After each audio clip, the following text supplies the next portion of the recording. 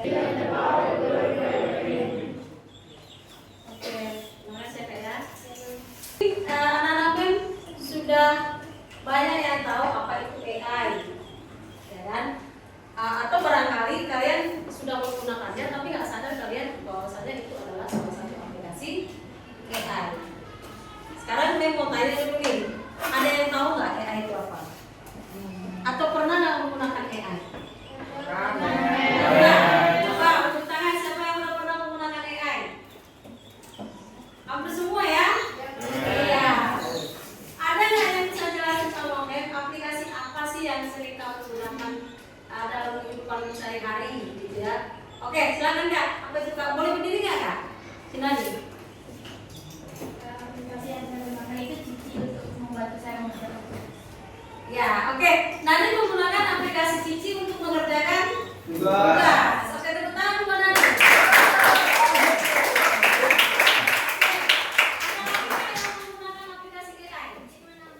Oke, silakan.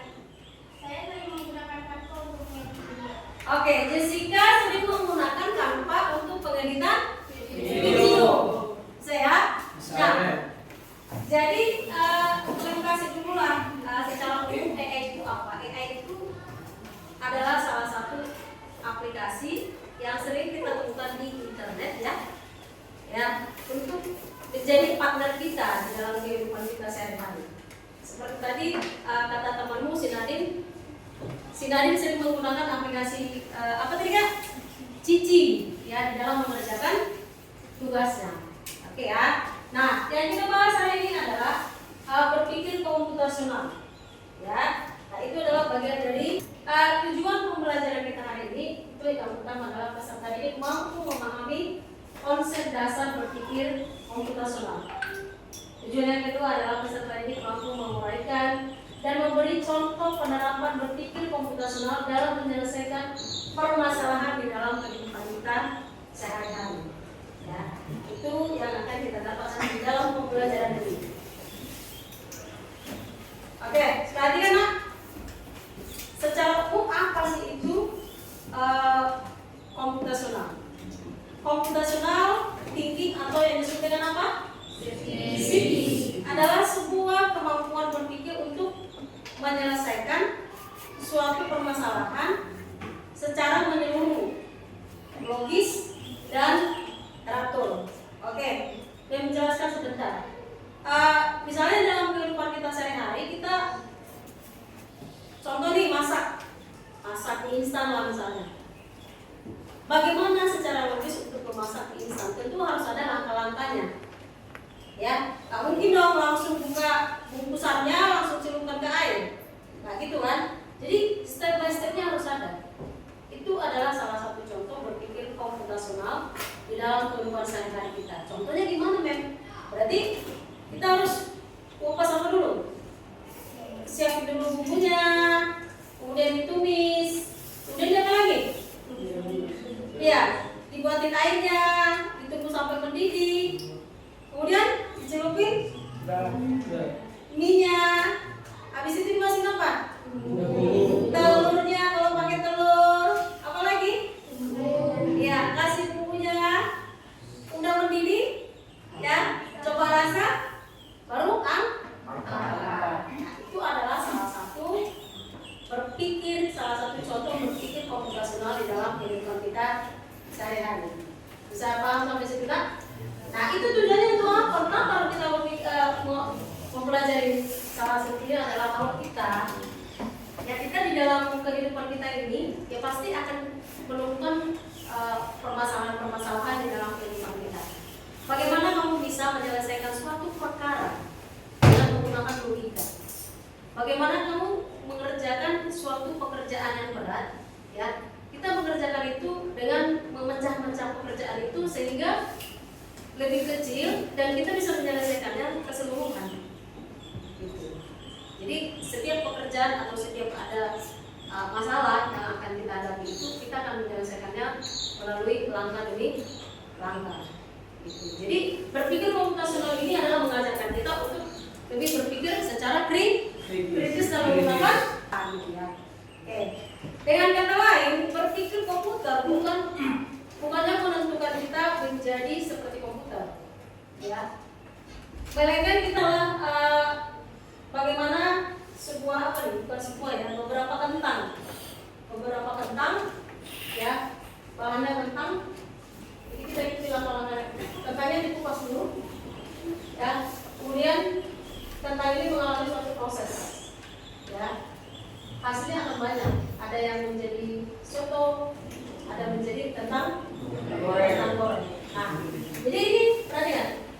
Ketika kita ingin memakan sebuah kentang, maka apa yang akan kita lakukan?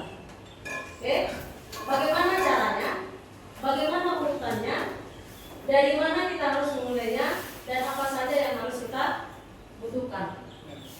Nah, jadi untuk menghasilkan yang bahan mentahnya dari sebuah kentang, ya, kita mau jadi misalnya soto apa nih?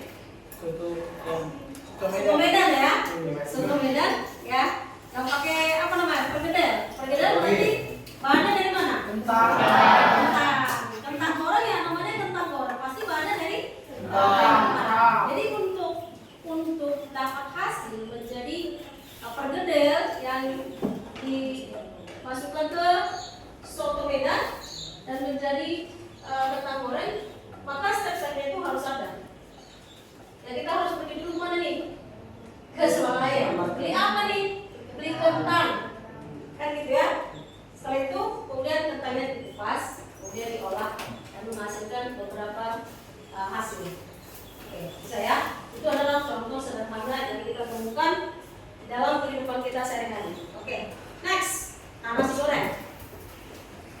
Nasi goreng, ketika kita ingin membuat nasi goreng, kita harus memahami cara membuat nasi goreng.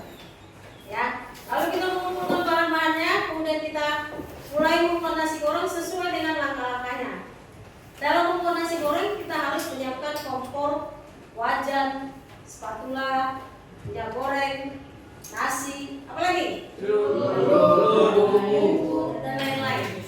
Ya, ada nggak yang bisa menyampaikan bagaimana sih langkah-langkah proses nasi ini menjadi nasi goreng? Pertama kita iris bumbu, Ya. kayak bawang putih, bawang merah atau cabai, lalu kita giling. Oke. Terus setelah digiling menjadi satu kesatuan itu kan, kita panasin kompor sama wajan situ. Ya. Terus kita masukin minyak. Pas minyak itu udah panas, kita masukin bumbu-bumbunya tadi. Lalu setelah udah agak harum gitu, kita masukin nasi. Habis itu kita aduk gitu. Ya. Kita aduk. Habis itu udah berwarna, kita kasih kecap atau penyedap lainnya dan juga situ. Oke, tepuk tangan ya kak.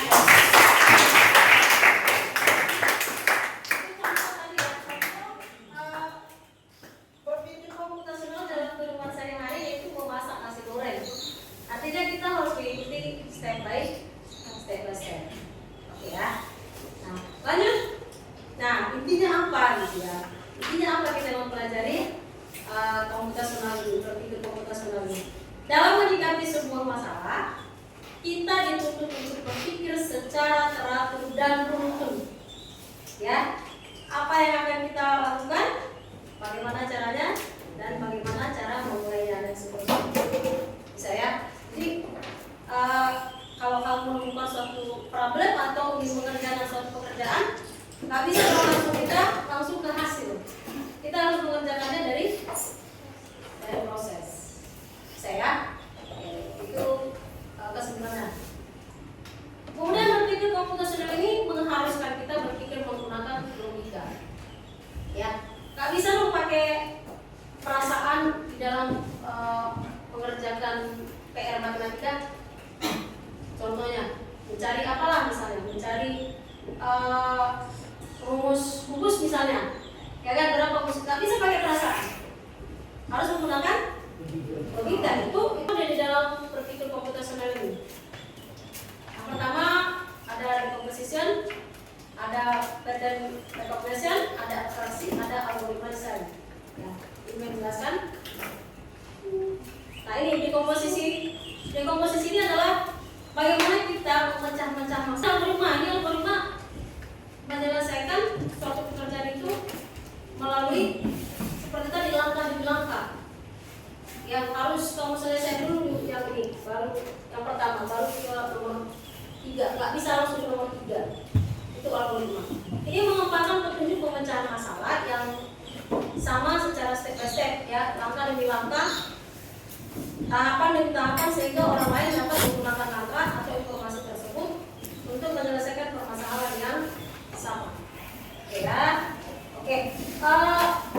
Mungkin itu aja pemahaman yang kita bahas hari ini, itu tentang berpikir komputasional. Ada pertanyaan nggak? Oke, silakan Pak. Berdiri ya Pak. Pak, bagaimana penggunaan AI di masa depan?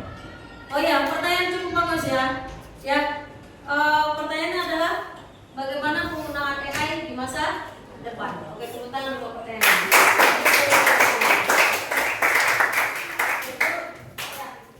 Saya coba jawab ya, karena tadi judul kita adalah ya berpikir komputasional sebagai dasar coding untuk kecerdasan artifisial. Ya, bagaimana penggunaan AI di masa depan? Nah, dengarin, penggunaan AI di masa depan kemungkinan, ya, ini kemungkinan ya. Penggunaan AI ini akan mengurangi tenaga karyawan atau sumber daya manusia. Kenapa gue bilang begitu?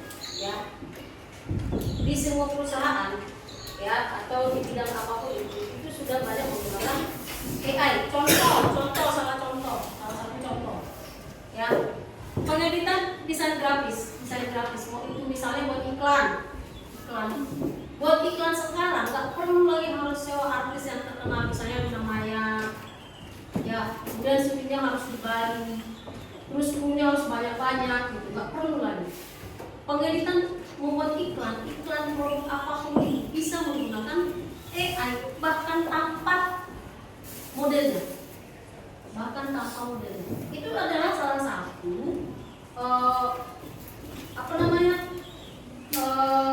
satu kegunaan dari AI dalam kehidupan kita sehari-hari. Tetapi di sisi lain bisa mengurangi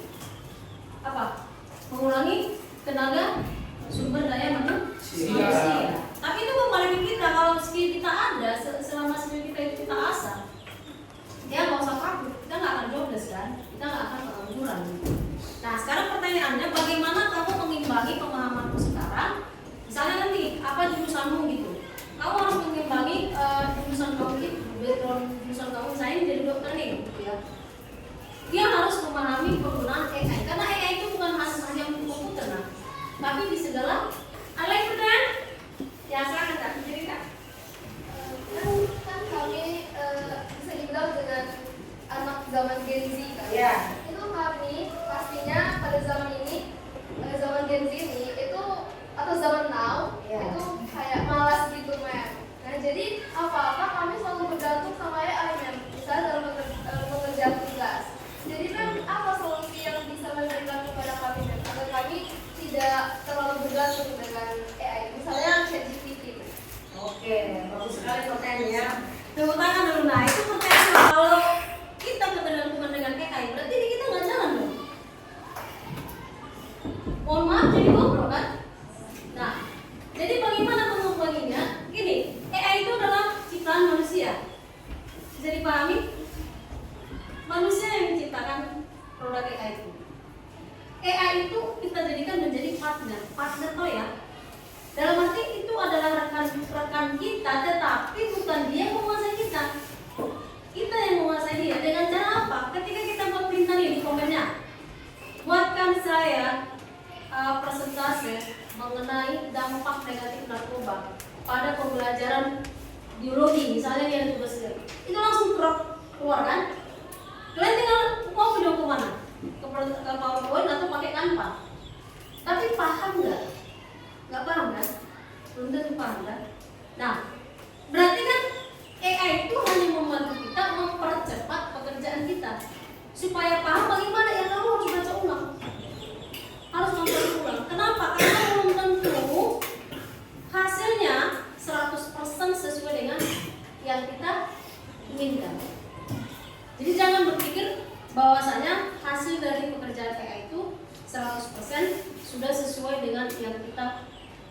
inginkan. Namanya ini adalah kecerdasan manusia sekian persen gitu. Kalau orang bilang udah hampir 90% gitu. Tapi kan belum 100%. Jadi jadikan AI itu menjadi partner. Bukan menjadi dia yang menguasai kita dikit-dikit. Oh ada query, enggak, tanya aja ya, enggak boleh. Kamu harus baca lagi ulang. Sudah sesuai. Nah, kita masuk ke LKPD. Nah, LKPD ini di sini ada studi kasus. Studi kasus ini kalau baca, bagaimana kamu menyelesaikan studi kasus ini? Studi kasusnya adalah seorang pelajar memiliki berat badan. Bagaimana seorang pelajar ini mengurangi berat badan? Ya, ini kalian buat di sini. Selesai masalah. Ya. Kayunya kan? Ya, kayunya itu pada itu. Terus bagaimana mereka menyelamatkan itu semua? Soalnya tadi adalah bagaimana sih pemuda itu bisa menurunkan badan dalam waktu 1 minggu. Oke, langsung terus apa langkahnya? Apa yang harus dilakukan? Oke, good. Yo, kerjain. Langsung aja mulai. Iya, yang penting bagaimana dia menyelamatkan ini semuanya. Bagaimana dia menyelamatkan ini semuanya? Kita seberang. Yang mana dulu diselamatkan? Oke, terus apa tadi? Yang pertama memindahkan merah wadah merah B ke wadah merah yang di wadah A. Dan yang kedua memindahkan wadah B A ke warna biru yang di wadah B. Oke, bagus ulang. Di pertama kami akan mengambil domba yang terlebih dahulu. Nah, dibawa ke daerah sebelah. Seberang. Ya, seberang. Lalu saya kembali lagi ke daerah di sebelumnya. Lalu membawa tulis menyeberang kembali ke tempat domba. Nah, tapi kalau saya pergi langsung memakan serigala, nanti dombanya akan memakan tubis. Jadi, aku membawa kembali domba tersebut. Nah, setelah sampai di seberang lagi, saya akan membawa serigala ke pulau seberang. Nah, setelah saya ini berada di pulau seberang, saya harus balik lagi agar si domba bisa kembali sama-sama bersama mereka. Nah, ini si domba saya bawa, dan akhirnya tidak ada saling memakan karena semuanya terawasi dengan baik. Baik, itu contoh dari kami.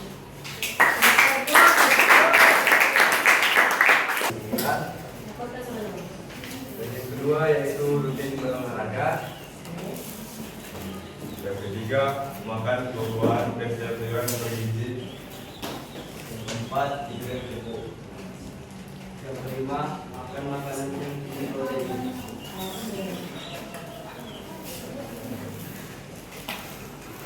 Yang keenam, banyak mengkonsumsi air putih. Dan yang ketujuh, mengurangi makanan berkarbohidrat dan makanan. Oke, sekian. Oke, terima kasih untuk keaktifan anak-anak KEM dalam mengerjakan LKPD. Jadi kita akan ambil dulu refleksi apa yang kamu dapat di dalam pembelajaran yang sudah KEM berikan kepada kamu. Ya. Daniel, oke silakan. Jadi dalam berpikir komputasional itu adalah proses berpikir di mana kita lebih mengandalkan logika daripada perasaan, sehingga kita bisa lebih mudah untuk mengerjakan masalah yang lebih kompleks dengan mengerjakannya satu-satu. Oke, tepuk tangan ya. Ada lagi? Jadi kesimpulan yang saya dapatkan dari berpikir Komputasional. itu tuh, jadi kita tuh bisa mengetahui kalau misalnya ada suatu masalah besar, mungkin solusi terbaiknya itu tuh dengan memecah-mecahkannya terlebih dahulu agar kita mengerjakannya dengan lebih ringan. Jadi di kehidupan sehari-hari bisa kita terapkan, dan juga berarti sebagai siswa permasalahan atau lagi banyak tugas itu tuh membuat kita lebih merasa terbantu untuk mengerjakannya. Oke, tepuk tangan dulu ya. Dan ini bahwa teknologi sekarang bisa kita gunakan dan tidak boleh kita terlalu terbawa ke dalam itu. Kita harus berpikir secara logika bagaimana kita menggunakannya, dan tidak boleh masuk terus atau menggunakan metode itu. Bagaimana